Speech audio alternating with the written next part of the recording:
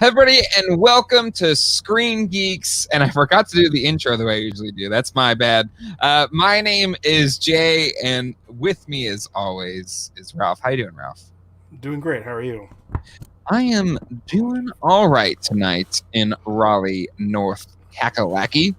How is it in Southern California? Hot. It is still. Yeah. Mm. Yeah. It's like in the 90s. Ugh. Ow. It's actually the current. The current is 90. Whew. No thanks. It's 6 at night in mid-October. I know. It's really nice in North Carolina right now. We got that nice, crispy, cool fall weather. It's perfect. I mean, I'm not a pumpkin spice person, but if I Right. was, this is like the just a little. I'm a apple cider guy. Apple cider and donut Yeah.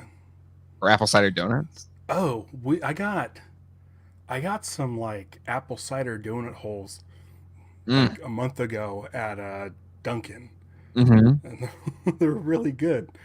They're So good. really good. Because Um, it doesn't hit you over the head with mhm. like flavors like artificial. It just Yeah. tastes like a little bit like apple. Yep. Yep. Let's see. Let's check the chat. PD Dubs is in the house. Heyo, PD Dubs. How are you? All music fan 88, 45 degrees in Chicago. Nice and cool. Yeah, Chicago's too cold for me. Like if it's already 45 degrees in October, it's gonna be negative 15 by December rolls around. That's too Yeah. much. Too much for me. But North Carolina, I like it. Has a nice in between where you get snow maybe once or twice a year, and yeah, it's a good time. Good time all around. Humidity. The summers are humid, I'll give you that, but that's Yeah. it. The summers are bad. KJ Smith, sup peeps? Hey KJ, welcome to the show. Welcome to the program. All music fan, not really. It's cold. All music fan, okay. But I Right. do love Chicago. I love the city. Have you been to Chicago, Ralph? I've been a couple times. I love it there. Have you been to a Cubs game? I've always wanted to go to Wrigley Field. I've never been. I've been to 2 Cubs games, and I've taken the Cubs stadium tour during the off season. Nice. And yeah, I love it there. Yeah, Geno's East. I, Go to I Geno's East. was Geno's East. That's deep dish pizza. Oh, okay. I'm not a fan of the deep dish. I don't like pie. Actually, I like both. I like both. I think the best pizza I ever had was when I was in, I think, sophomore in high school, something like that. Um, we went to New York, hmm and I don't even know where the place was. It was just one of yeah. the big, fat, flat slices of pizzas that you have to fold. Yeah, hmm might have been the best. And it was just like a pepperoni pizza. I know. Well, New York's the best. I'll settle on it. Like New York City, just street pizza is the best pizza. Okay. Because it's the water. I mean, it's well known. The reason why bagels and baked goods and pizza is the best in New York is the water is amazing. It's this magical water, and that's why. But I do love all kinds. Like, don't get me wrong. Actually, I prefer the Chicago like square cut pizza. I like that style of a Chicago pizza more. But it's pizza. There's a place in Chicago called the Chicago Pizza Oven Grinder, I believe it's called. Sounds familiar. And I don't think you've ever had pizza like this. Mm-hmm. So imagine if you take like a ramekin, right? Like a porcelain ramekin, and you put all the pizza filling in there, Mm-hmm. right? Mm-hmm. And then on top of that ramekin, you put the dough. And Mm-hmm. it puffs up so the ramekin and the dough looks like a mushroom. Then they flip it upside down, take the ramekin off, and all that stuff dumps into the dough. It's That pretty sounds incredible. phenomenal. It's not like anything you've had. It's not like deep dish. It's not like um, regular pizza, I guess. Mm-hmm. It's its whole thing. It's almost like a imagine like a I have no idea how to describe it, but it's called the pizza oven grinder. That sounds incredible. Yeah, yeah, Absolutely. it's unique. Um. Wow. That's insane. Tall man. NC is perfect. Been here for 45 years. I'm a San Diego kid. Like nothing to me beats San Diego weather, but Right. I've grown to really like the seasons that I get in North Carolina for sure. PD Dubs will be 34 degrees in KC tonight. That is chilly. You East Coasters have your favorites. Again, like I like Chicago and I like Chicago deep dish, but yeah. About temp 65 degrees during the day, 45 at night. That's okay. 65 during the day, 45 at night. That's not bad. All right. Well, we've got some stuff to talk about today. But actually, I forgot to get this thing pulled up. But something that was really cool that dropped during the week on, I think it was Instagram. So let me. Well, before I get into that, before I find that, I think tomorrow should be tomorrow. I've been editing it, but going to post, and if you've seen it already, I did a video on the new Castle Grayskull that was announced by Mattel. Really exciting news. We talked about it more on Toy Geeks. And then I reached out to one of the artists behind that box art, and I'm sharing a view of that artwork now that Nate Barch and Alex Jimenez did together. And so John and I from Toy Geeks did an hour-long interview with him. I have cut up the parts where he's talking about this artwork specifically, and we'll be posting that tomorrow on the Geek Dad Life channel in 4K. So you'll get nice 4K views of this incredible artwork inspired by the stuff that made it great in the 80s. So be on the lookout for that tomorrow. And then the full audio of it's over an hour interview with Nate Barch will drop on the podcast feed tomorrow. And then on Sunday, we'll put in some more clips that didn't make it into tomorrow's episode during our regularly scheduled Sundays at 9 Eastern Toy Geeks show. So be on the lookout for that. Really excited about it. It was a great conversation. A lot of insights. Nate Barch is, I mean, if you know him, toy designer as well as artist that's done a lot of toy artwork. But really, really fun conversation for sure. Tall man, dude, you grew that beard back with quickness. It's coming along nice there, Ralph. Yeah, it's coming along. This is our third week? Third week since. Yeah. What's great about that is people that are friends that know me through the YouTube channel. I had people message me saying, that guy that you had on the show, is that the same guy you usually do that live show with? And I was like, yeah, that's him. It's like, right. I didn't know who it was. My beard when I'm at work usually hovers somewhere around here, and then the big giant one. Mm-hmm. But yeah, for the furlough, I was just like, screw it, let's see how long I could get. I'll just keep growing it until the furlough is done. But it got to the point where it was more annoying than anything. So I was like, okay, because there's a point. It gets a bit much. Yeah. For sure. Yeah. All right, let me see if I can find this now. So I saw it on Instagram, and let me share the screen here. I don't know if I've seen this. So the composer, I think it was Phoenix Ghostbusters that I saw it on. So definitely follow Phoenix Ghostbusters whenever they do a lot of it. So the composer for the new Ghostbusters Afterlife film got to play on Elmer Bernstein's personal piano that he would use for scores. And the thing is Elmer Bernstein's piano, like you're going to hear it and you're like, oh my God, that's like the Bernstein piano sound. Right. So let me just click this here. Let's take a little dip. Oh wait, where's the audio? Hold on. Sound on. There it is, down on the bottom. Well, now I gotta like refresh it. Yeah. Instagram. Ow, God. Ow. We're in suspense. I wish there was a way you could rewind it. What a pain. Right. No, we're gonna go back. Is it gonna mute it both times? Come on. That's lame. Instagram. What the? Come on. I just got a text from Dharma Lar's producer Ryan, Uh-huh. He was at a record store, and they had the vinyl All right, of. we'll go back around to play it again because.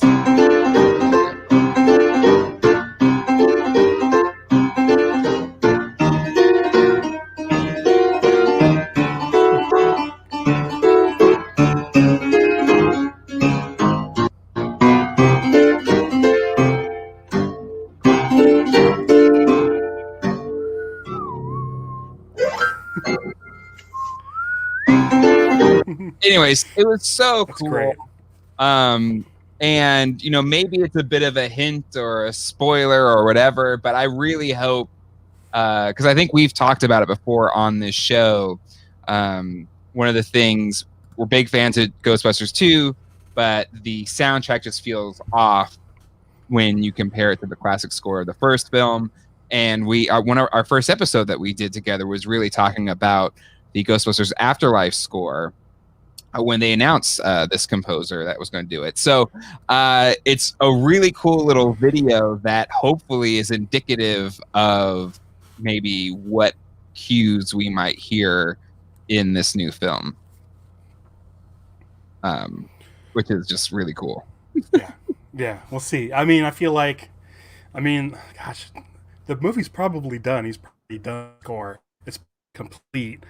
Mm-hmm. So, like, just let us know. Like, I was saying, producer Ryan was just at a record store and sent me a image that they had the Bernstein score on vinyl Mm-hmm. on the shelf. And I was like, oh man, maybe I'm gonna hold off on getting it because of my crazy amount of purchases lately. But but man, I love that score. I love Mm-hmm. it, and I'm pretty sure I need to put it on my Christmas list. What I need to do. And that's awesome though. Like, I mean, I feel like it really comes that the Ghostbuster movies don't have it, Mm-hmm.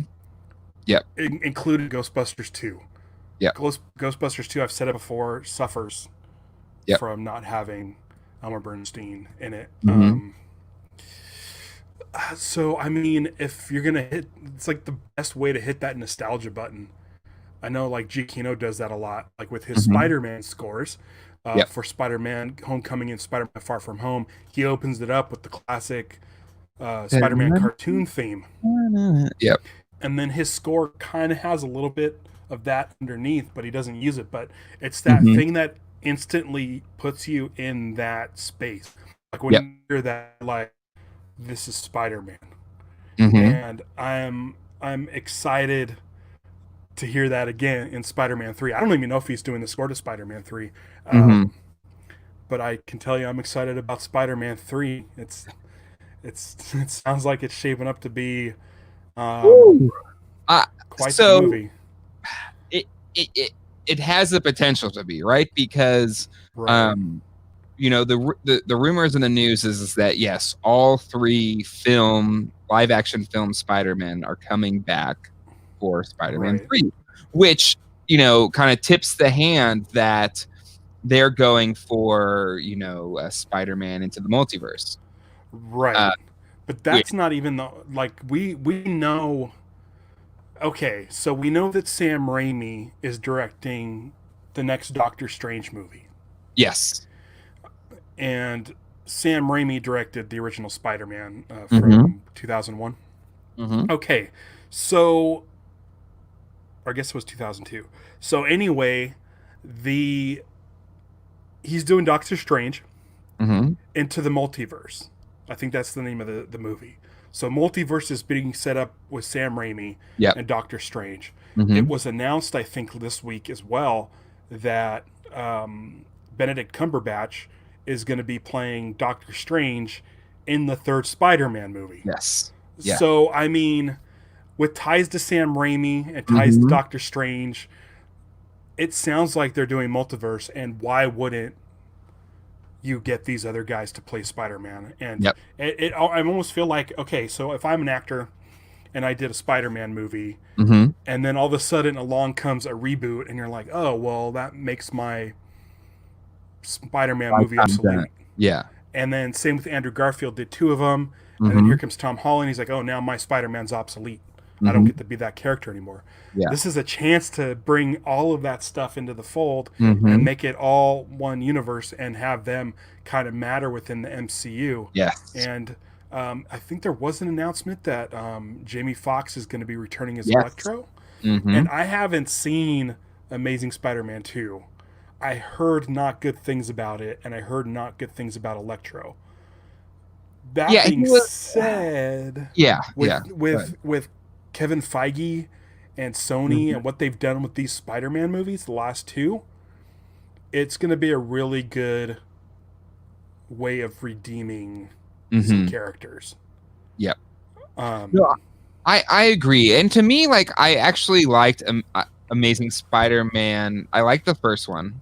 yeah, it was good. Amazing Spider-Man 2, it suffered from what happened to Spider-Man 3, where way too much stuff was crammed into a movie to try and make happen. Like, there was Right. so much they tried to make happen in that movie where it just it was just like, what is this? Like, this is just a disjointed mess.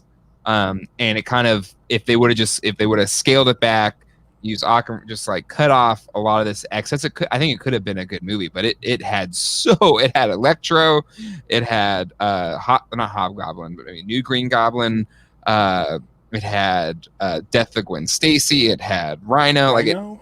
yeah, Rhino Yeah. was in it. Like it was just, it was way too much, way too much. And I think that's what kind of killed it. But I didn't think it was a bad movie.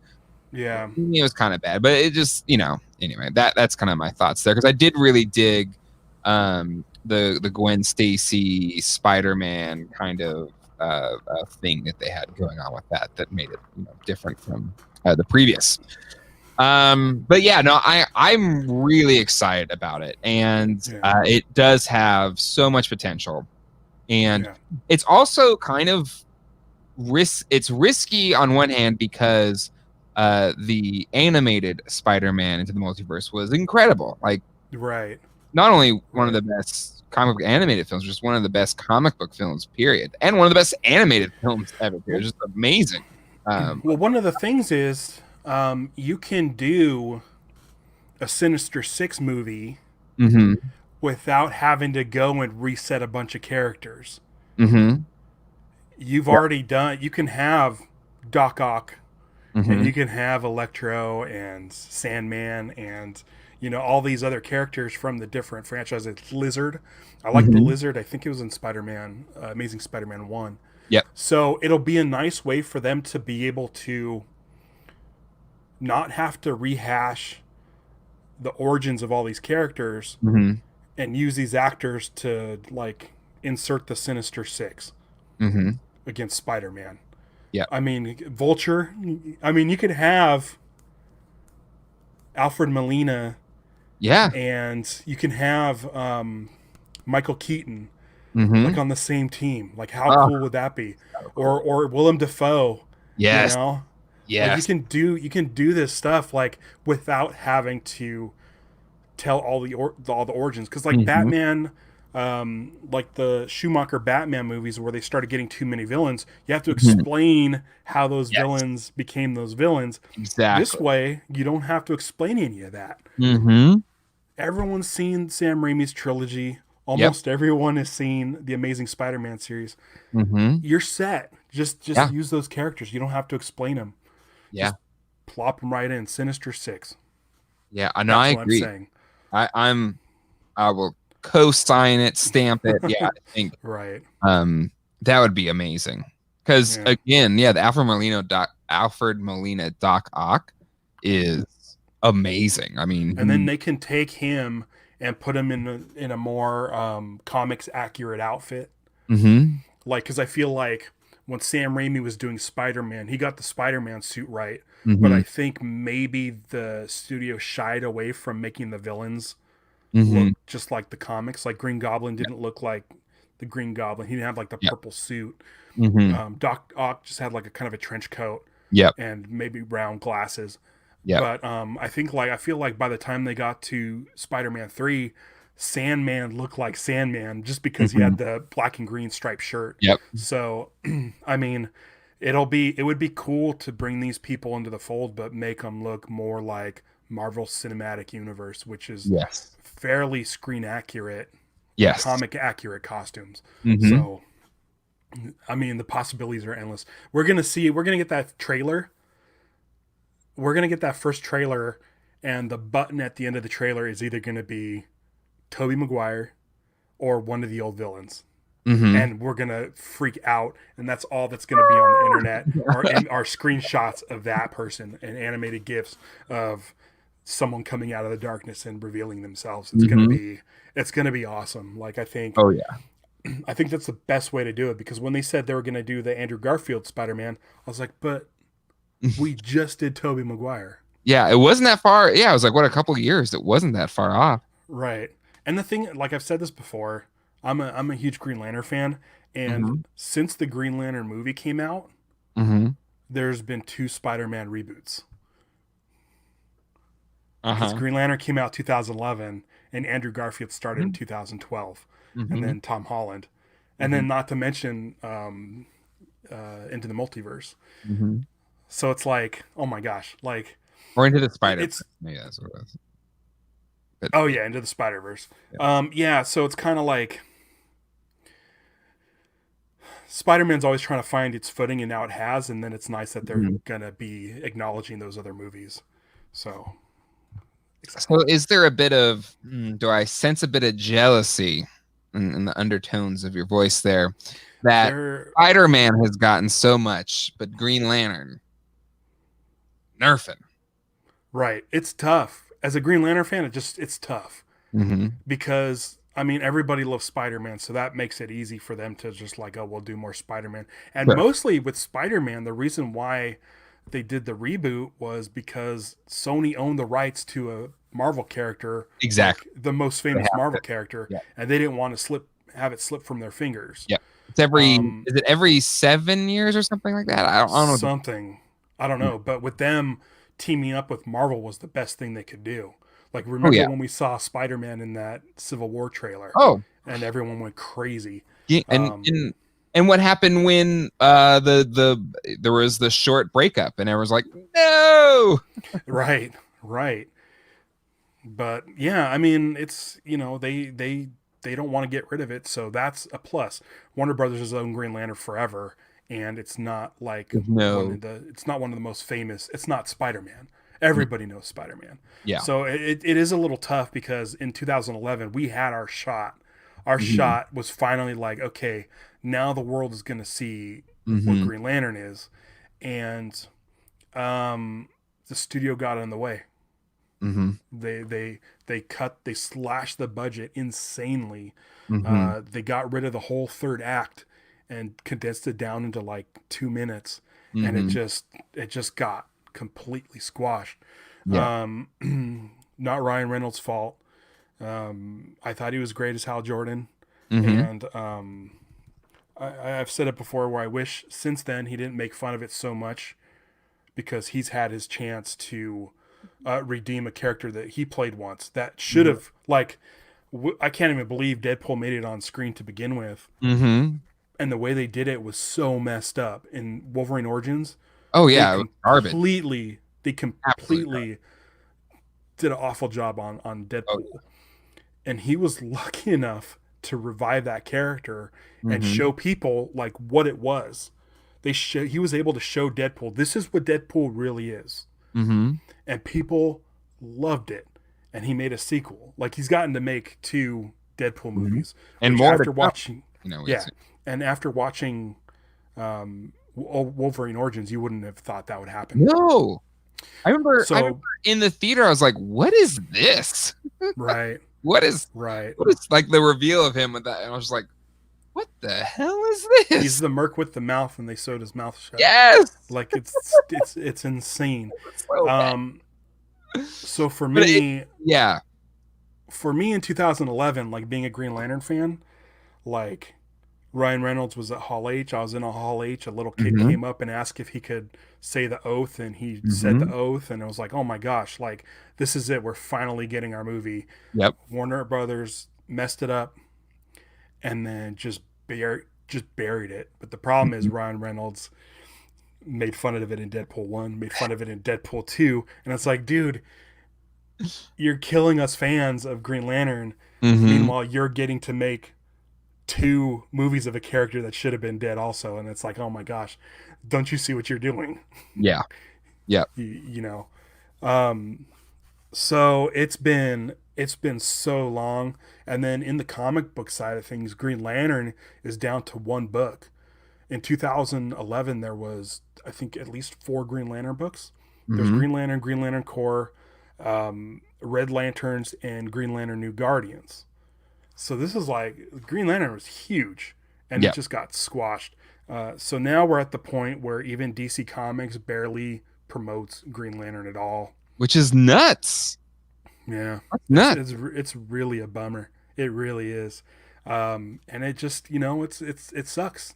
It sucks because I'm like, there there's the only thing I could say to people who only know Green Lantern from the movie is, if Mm-hmm. you get a chance, watch the Green Lantern the animated series. I Mm-hmm. don't believe it's on HBO Max yet. It was on the DC Universe app, which now just has comics. Mm-hmm. But the Green Lantern the animated series, a really good show that lets you kind of get a better sense of what Green Lantern can be, which Yeah. is essentially Star Wars, Star Trek, and superheroes all rolled into one. Mm-hmm. Yep. It's great. It's great. It's got something for everybody. Yeah. Um, and the thing is, there's not just one Green Lantern. There's many Green Lanterns, Yes. um, of all races, Mm-hmm. all genders, Mm-hmm. space aliens. Mm-hmm. Uh, Squirrel. it could be like, there's a Green Lantern that anyone could latch onto. There's Mm-hmm. a squirrel. That would be Chip. But it's seriously, it should be Warner Brothers Guardians of the Galaxy, but they just swept it under the rug. Like, they wanted nothing to do with it, and it was like, before the movie came out, they were already touting that they were starting to work on a sequel, and I'm like, Mm-hmm. nothing has happened for 9 years. I listen. I feel you, Ralph. I get Right. it. Better Feeling Films is apparently friends with the person that played Deadpool most of the time in Wolverine Origins. They only did Reynolds on the close-ups. So there you go. There's a little bit of information there. I So want, last Friday, yeah. But no, I get it. I get it, because yeah, that's really crazy. Just even from my perspective, like, I like Green Lantern. I like the lore. I like the mythology. As a fan of DC Comics, period, like, he's up there as, like, he's not the Holy Trinity, but he is. he's one of the original Justice League members. Exactly. He's to me, like, of the Fab Five in DC. I don't know. Yeah. But it's like Flash. Flash. Yeah, Flash and Green Then Lantern, I would say. Green Lantern. Then Then Martian then Manhunter. what's that? Martian Manhunter. Aquaman. Aquaman. Yep. Aquaman, Martian Manhunter. And that's it. I But- forget what. Oh, and then I do have Green Arrow up in the front for me because I love Green Arrow, but that's just maybe my bias. He's Hawkman. But anyway. All right. So, HBO Max. When HBO Max was announced last year, Mm-hmm. they mentioned that Greg Berlanti was going to be producing a Green Lantern series. Mm-hmm. And we haven't heard anything since. We went through 2 DC fandoms. There wasn't a single mention of Green Lantern. And last Friday, a day after we recorded our show, they announced that the show was officially greenlit. Yeah. They are moving forward with a Green Lantern series for HBO Max. It's really interesting because the news mentions that Hal Jordan and Jon Stewart, the 2 most famous Green Lanterns, will not be in the series. Yeah, it's crazy. Which is interesting because, if I'm not mistaken, this is still happening. A movie that was supposed to come out 2 years ago, which I don't even think the script has been done yet. Jeff Johns is writing a Green Lantern film with Jon Stewart and Hal Jordan, so it sounds like that may still be going on. Yeah. And may coincide with the show.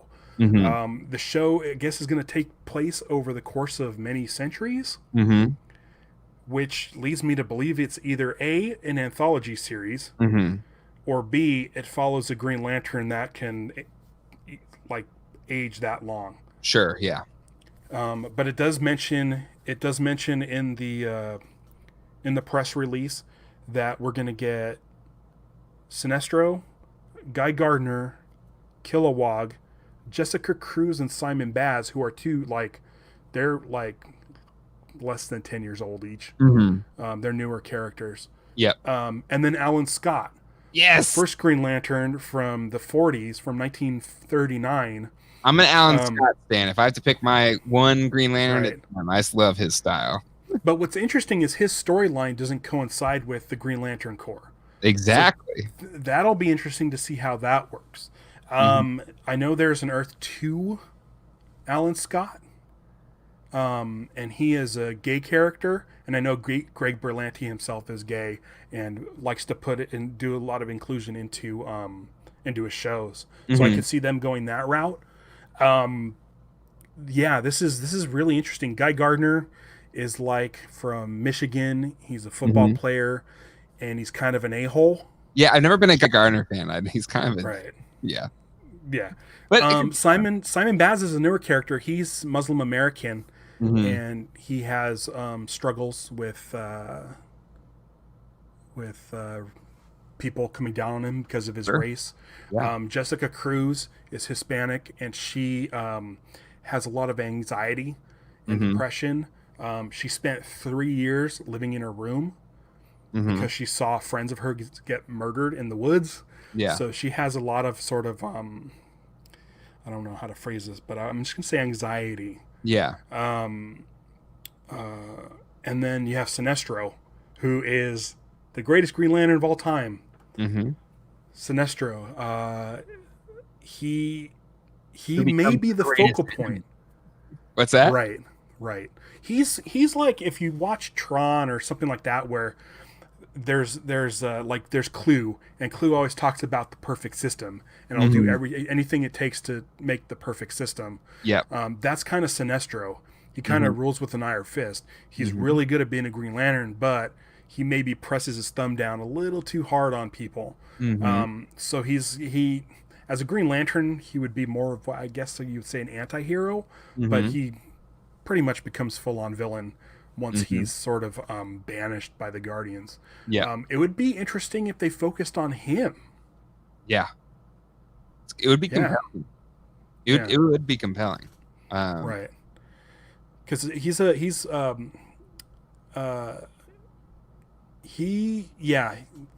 alien, so his age can be, spread over, many centuries as they're touting.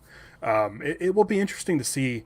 I'm hoping, here's the thing, man. When it comes to Green Lantern and Warner Brothers trying to promote it, it's never good. They're just really bad at it. Yep. And people will say, oh, Greg Berlanti produced the Green Lantern film. Here's the thing. If you look at Greg Berlanti's script, it's way different than what ended up on screen. And also, Greg Berlanti's track record on the CW shows is insane. Every single show of his is great, from Arrow, Flash, Legends of Tomorrow. Titans is great. He just has done everything that he's done with DC TV is fantastic. Exactly. People say that DC TV is what Marvel is to films right now, where it's just like everything really fantastic. It's phenomenal, and he's the guy behind it. And also, it's being produced for HBO Max, and HBO Max track record is pretty solid. Yeah. Watchmen. Watchmen was amazing. So I mean, Doom Patrol is fantastic. And I think Berlanti might have produced that too, because it was an offshoot of Titans. So I mean, man, I have so much faith in this. But I had so much faith in 2011, so I'm a little apprehensive. You're gonna hold your heart back just in case. It's tough, man. I can't wait to see some casting. I hope it's good. I really do. We've been waiting a long time for a really good Green Lantern. And like I said, the Green Lantern, the animated series, is a phenomenal show. It got canceled after one season because, I don't know if you know this, and this is toy related. So Green Lantern the movie came out 2011, and the toys didn't fly off the shelf. They stayed The on the movie shelves. toys, The movie toys. they were No one awful. was. Yeah, they were bad news. So the way Cartoon Network makes their money is they have the shows and then they go just sell a ton of plastic. They Mhm. sell all kinds of toys, but Walmart and toy stores and everywhere else, they were all saying we don't want more Green Lantern toys. We Yeah. have bargain bins full of Green Lantern toys. So they Mhm. never made toys for the cartoon, Yeah. and that killed the series. Well, and I kind of blame Mattel on that one because they just weren't good toys. Right. Like um their movie masters, Hal Jordan wasn't great. Like the head sculpt Right. wasn't great. The build a figure was meh. And then the smaller scale retail line was kind of garbage. I have a like a 3.5 inch I or have three that and a one quarter too. inch Hal Jordan that I really like. Um, I But looked at a bunch of them on the shelf and I picked one that had like the best paint and mhm. the like looked pretty decent. And that dude's Yeah. hovering around here somewhere. But But yeah, they compared just to weren't other good. 3 3/4 inch figures or what Hasbro does with 3 3/4 inch, it was not No, that level. And no. so I think that was less a Green Lantern problem, maybe even the film, maybe, but I think they were Yeah. just also not great toys, like Yeah, and that's for their era. yeah, and that's what crushed the series. And I highly recommend the series. If you guys can find it, watch it. I think you'll be um, I think you'll be a better. I think you'll be a more of a Green Lantern fan and have a better sort of um, view of what Green Lantern can be watching Hmm. the series. So, Yep. what did Jason say? Green Lantern CW create it, please. That's the thing is the CW shows are produced by Greg Berlanti, Hmm. but I feel like their budgets aren't on the level with HBO. So we're getting the creator of a CW show getting the budget of an HBO show. So I don't Hmm. know if it's going to be full on Game of Thrones, but they're saying this show's going to be really expensive, Hmm. which is for me is good. Yeah. I'm just hope man. I can't wait. It's, I it's need a to know. space I need to know show. everything. Yeah, it's gonna need a good budget for a space show for sure. Right. Right. Um, I hope McFarlane finishes Titan Heroes, since you were talking about Cartoon Network, Tom and Eddie. They will, because again, that Teen Titans Cyborg, it's fantastic. So I definitely think they will get to that for sure. And then Luis Rivera, Simon, and Jessica have been introduced within the last 7 years. So Yeah, they're fairly new characters. yeah. I like them. A lot of diehard Lantern fans don't like them, but Oh wait, um, you mean a bunch of geeks flip out if something changes within their geeky yeah, canon? yeah, I'll read anything Green Lantern. If I don't like it, I don't like it. But I mean, Sam I'm Humphries, pumped about the Alan Scott, big Alan Scott fan. So right, I'm in. They had me at right. Alan Scott. I can't even imagine. I just need to know more. I need casting news. Mm-hmm. I need. I just. And then with Just like, just be happy. Just revel in the I moment know, that it's happening, and I then we'll let know, the I other stuff know, later. I know. I'm so We'll anxious let the other about stuff it, later. dude. No, don't I'm stress so about it. anxious. At least it's happening. At least the thing is happening. It's been 9 years of nothing happening. So just I know, back I in know, just for a little bit, and then you I can stress know. about the other stuff the further along we Yeah, get. yeah. All right, that's Green Lantern. Green Let's Lantern. talk about a little show. One of my favorite shows on TV right now, and that is Ducktales. The new Ducktales, headed up by Francisco.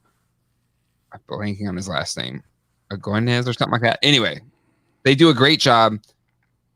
If you haven't watched it, first 2 seasons are on Disney Plus, and it is a fantastic TV show. Like, it is a cartoon, it is made so kids can enjoy it, but it is a even though each episode has its own individual theme, it does also have some serial elements Oh, to it where there's a storyline that goes across the entirety of the series, as well as seasons have overall story arcs and stuff like that. But it's really well done.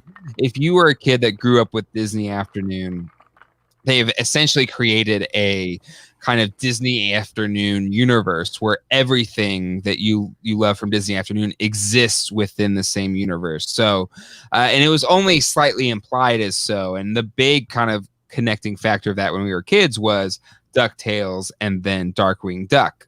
There was characters from Ducktales that transferred over to Darkwing Duck.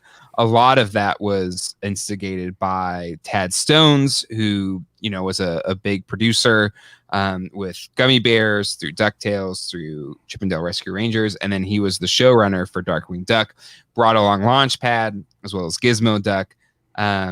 And so that was always a tying factor. But what's been great about this current DuckTales is everybody's there. So, Don Carnage is there, Cape Suzette and all of Tailspin. They showed how Chip 'n Dale Rescue Rangers came to be. The lore of Gummy Bears is there. And one of the cool things they did was kind of change the way and bring in Darkwing Duck to this kind of new DuckTales Disney Afternoon universe. And the way they introduced it in the first season was it was a TV show that Launchpad was a huge fan of as a kid, kind of a la Batman 66. So okay, I was going to say Batman Gray Ghost, that Gray Ghost episode. He's similar to that too, but this one more like it was a campy kind of show that Launchpad loved as a kid. And so they had a little thing, and that was like, and people kind of freaked out, like, oh, it's not Darkwing, it's a TV show, and within a show, that's not going to be dark anyway. But it was really cool. And then in season 2, they had a whole episode around where they were rebooting the old TV show of Darkwing Duck into a Christopher Nolan esque kind of edgy, dark Darkwing Duck, and they recasted the Darkwing Duck character with a new actor. And what's cool is the original Darkwing Duck, played by Jim Starling, is Jim Cummings, who did the voice of Darkwing Duck from the original TV show. And he was like a washed up actor in this new thing. And now he was ticked off. They recasted him. So then he enlists Launchpad, who's a super Darkwing Duck fan, to like basically stop this new Darkwing from becoming. Anyway, so in the end, the original Darkwing, played by Jim Cummings, kind of becomes the bad guy, and they have this big fight in this episode, and he becomes Negaduck in the end of it. So Jim Cummings is Negaduck, and now there's this new guy who was only trying to play him in the movie, who he's also a big fan of the original Darkwing Duck. But in this season 3 episode, which is an hour-long episode in season 3, it's going to really kind of expand and live in the St. Canard universe and really introduce us to Darkwing Duck. So I am pumped for this. We've gotten some little a Disney Duck verse. I love this. But yeah, so let's play a couple of the clips here. I think it's really cool. There we go. This is the little. Wait, is this one it? No, hold on. There we go. An interdimensional rift has opened, allowing 4 supervillains to wreak havoc. Our police forces are overwhelmed. I urge citizens to stay in their homes. We need a hero. Let's get dangerous.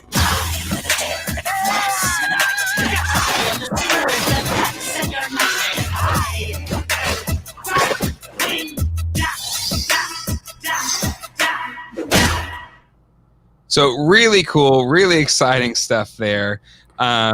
Because I'm just really pumped about it. There's been rumors that they will expand it into its own series, which will be really neat.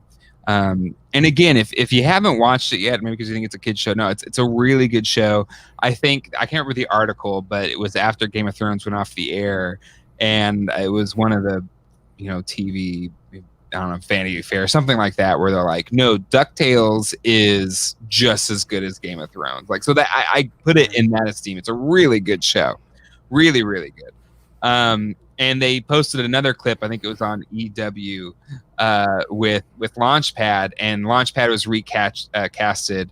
The voice actor who does it is Beck Bennett.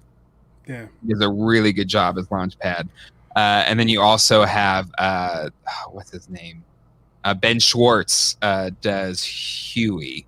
And he does like the Huey, Dewey, and Louie are great because you have Ben Schwartz, you have Danny Pudi of Abed from Community fame, and then you have Bobby Moynihan as Louie.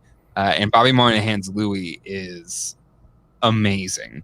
And gonna try to get him on the show. Yes, like I do want to have him come on. I'm just trying to think the right time to bring him on, but yeah, I'd love the chat.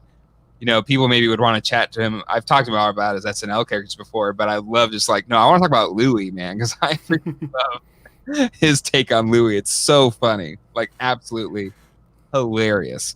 But this next clip is both, and they kind of pair them up, but Launchpad and Huey, played by Ben Schwartz, and Launchpad, played by Beck Bennett, usually pair up together because they're best friends. But this clip is them entering into his Darkwing's new lair. So let's play that now. Oh man, really exciting. So that'll be on Monday at, I can't remember when on Monday. I don't have TV, but on Disney XD. And I usually watch it on the Disney Now app. So if you have cable, you can subscribe to or log into the Disney Now app and watch the current episodes. But really exciting stuff. And again, Tad Stone's the creator of Darkwing Duck's a friend of the show. And he has had a lot of fun with it. They've brought him in a lot. He actually voiced the character in that episode that introduced the new Darkwing Duck, which was kind of cool. But yeah, really neat stuff. Really excited to see this episode. It's one that's been kind of touted for a while. It's the first hour-long Ducktales episode since the premiere, which is a 44-minute premiere episode. So all in all, really cool stuff. Even if you don't have Disney Plus, I believe that pilot is on YouTube. You can watch it for free. So definitely check it out if you haven't already. Sounds good. I get Disney Now through work. Oh, well, cool. So you can watch it.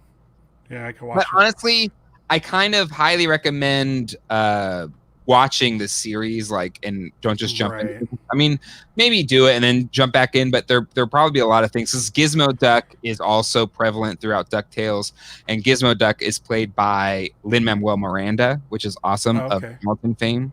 So he does Crackshell Cabrera. So one of the showrunners for the new DuckTales is Latino. And he reached out to Lin-Manuel and asked, as a kid, there wasn't a lot of Latino superheroes. I'd love for you to be Gizmo Duck. And Lin-Manuel replied, like, you had me at Gizmo Duck. I don't care. Like, I'm in. Let's do it, because he's a big fan growing up. So so he looks like he's going to be in it because, again, Gizmo Duck is always kind of the Superman to Darkwing Duck's Batman. So to speak. So I think that'll be a lot of fun. But anywho, that is that. Let's go to the chat. Jason Lezuski. Sorry, Jason. Lezeski? It's probably Lezeski. That's what I'm going to guess. CW needs to bring Arrow's Diggle to the Green Lantern show. That'd be cool. Yeah, I feel like his character is John Stewart Diggle, and he I don't know if, like I said, they're not going to have John Stewart in the show. So, I mean, technically they could do a Infinite Earth thing and bring him in as Diggle, but we'll see. I'm up for anything, man. I just wanted to be good. Yeah. I just want it to be good so bad. Tallman80 says his motorcycle looks like the Spin Master's Batmobile. Yes, I think it was called the Rat Catcher, I believe is the name of his motorcycle. And yeah, that does look pretty cool. PD Dubs, Ducktales 2 on NES is so good.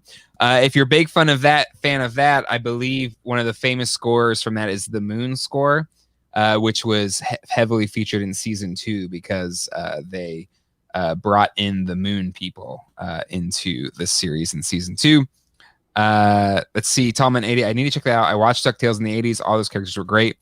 Again, I loved Disney Afternoon as a kid. Loved it.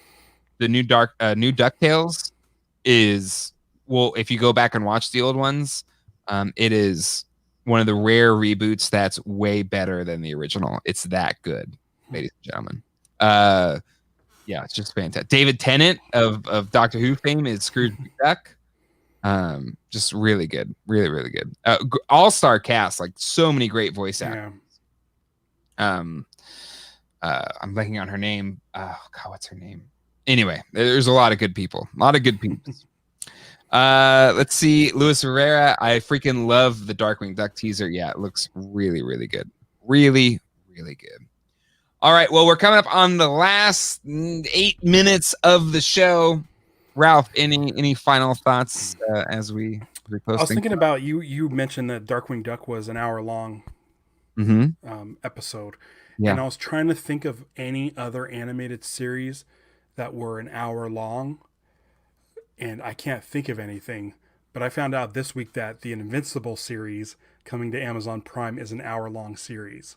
Ooh. It's because I was looking it up, and it's 8 minutes, or it's not 8 minutes. It's 8 episodes long according to IMDb, and I'm like, that's not really a lot of time. 8.5-hour shows, but apparently they're an hour long, which is amazing. Yeah, I can't wait. We don't know when it's happening, but we already launched our Invincipod out there, so go over, if you're on YouTube, go look up Invincipod and subscribe so that we can get our non-crazy URL, because right now we have a crazy URL and we don't want that. So if you want to check that out, it's Invincipod. Yeah, there it is. That's good looking art. That's really Ryan Otley. That's a Ryan Otley did that. Yeah, we're excited about the show. We did one episode just to kind of introduce ourselves and to get our RSS feed live and going, and submit it to the different podcatchers and stuff. So yeah, we have an episode up. It's Invincipod with James Hewlett and myself. Yeah, I'm very excited about it. Did you have any luck reading in the book or anything? Finding a good version? No. I will. I believe you shared a couple. I want to get the one that has the most. Was it their 54 issue one? There was one that was like 49 issues and it was like $21 or something. That's the one. That's a huge deal. You're gonna get some good stuff in there too. Yeah. I started rereading it because of the show, and I was like, oh man, I need to be a little bit more knowledgeable, because I read the entire series, but I started in 2008 and I finished a month ago. So, there's a lot that you need to kind of remember, as far as if you're going to be a host of a show. A TV show based on it. So the keyboard words like, that is actually incorrect. Yeah, it's funny because he goes to Reginald VelJohnson High School, and his principal is named Mr. Winslow, and very much looks like Reginald VelJohnson. Oh, that's awesome. So there's a lot of 80s and 90s references in it, and it's just a fun story. And like I said, it's super violent. That's why I love this little blood splash here. Yeah. I was trying to. It was easier to kind of mask the making the font uniform, and it makes the pod stand out. I really had to futz with the D to make sure it looked like a D and not another O. Yeah, because I didn't want people to think it was Invincipu. But yeah, I really dig the logo. I think it turned out really well, and both James and I are really excited about the series. So we don't know when it starts. All we know is it's in 2021. So people call it 2021. I don't know. I just called it that because I don't even know. It's time is hard right now. It's Someone posted something saying earlier that mentioned 2019, and I'm like, oh wait, that was last year. I also wanted to shout I've out. been in this room too long. Yeah. I feel like I'm in the Phantom Zone. Like I really do. Yeah, because you've been in your apartment. It's like I feel like I'm fortunate that I have a house, so I'm stuck inside a house. I still have that space. You have a backyard though. Yeah, but I have like woods. I don't really have. I do have a backyard, but it's more woods. I mean, I'm not really a frolic in the fields guy anyway. So I don't. Yeah, you could huck rocks at trees and stuff. Yeah, exactly. Yeah, there's stuff. Yeah, there's stuff to do. All right. I did want to give a shout out to both Ralph and I, Kirk W. Francis. He because of our recommendations on our show, he picked up the Compendium one, which I think is every issue so far. I think. Oh, really? So Saga. Okay, Geek Dad Life. I'm giving Saga comic a try, a 54 issue try. So I don't think you will be disappointed at all, Kirk. I think you're gonna love it. Kirk, we were talking about this earlier since that he started reading Madman based on my recommendation. Madman is probably my favorite comic book character. Probably it has to be your favorite. Madman from Mike Allred. Oh, which I have a little bit of news if you don't mind. Sure. But Kirk has read like everything based on my recommendations. So he's read Madman. I think he's read Invincible and now Saga. So I think I'm batting 1,000 with Kirk. I get credit for Saga because I feel like I brought it up. No, you can get credit, but I'm saying as far as I'm definitely there to back you up. So over on, this isn't a plug for my Patreon, but over on my Patreon, I'm doing the second season of Mandalorian. I have not invited you because you were on season 1. I'm going to try to do all new guests because it's going to start with chapter 9 and continue on. I was clearing out my schedule for you, but that's fine. That's fine. But I've locked down for the final episode, the season 2 finale. Creator of Madman, Mr. Mike Allred, will be joining me on that episode. Very nice. We've become friends over the years, and he loves Mandalorian. So he says, "Could I get the finale so we could talk about all of it?" I'm like, "It's yours." Sure, yeah. So that'll be a fun Christmas gift. Is listening to that. Very. So nice. I'm excited about that. That's great. And I might want to be on your show anyway. Well, that's the thing is right now I still need 4 more people to confirm. So we'll see what happens. I really want to do I really like that it's a nice sort of cornucopia of guests. That's fine. And I want to continue. Dude, I didn't want to we could talk about it on here, I'm sure. It's fine. Whatever you want to do, I'm good. Yeah. You know me. I'm no drama. I'm not my father. Now, that's going to be the one you're going to have a tough time. Right, because both of you guys were on season 1. We were. Yeah. And I had good guests on season 1, which are all now available on my, I post those to the public on my YouTube page. That you do. Yeah. So if you want to hear me and Jay talk about episode 5, I believe it's the Tatooine. It's the Tatooine episode. It was the Tatooine episode. You're right. It's episode 5. Yeah. Was that Boba Fett at the end? I think it was the Timothy Oliphant character in the Boba Fett. Cad Bane? Oh God, Cad Bane would be. If Timothy Oliphant is Cad Bane? He's not. He's playing. We know the character Timothy Oliphant's playing. He's playing that guy that wore the Boba Fett armor in the comics or whatever. But anyway, all right. On that disappointing note, because I won't be on Ralph's season. No, it's okay. Of Mandalorian, we'll definitely be talking about Mandalorian here. I'm really excited about it. I mean, in a world where we don't really have any movies to go to, Mandalorian might be the saving grace for the fall of 2020. We'll see. All right. That is it for this episode of Screen Geeks. Again, anybody watching this maybe after the fact, Ralph and I record Thursdays at 9 p.m. and we generally talk about all things that would appear on a screen. So join us for the fun. Thank you to everyone that was in the chat.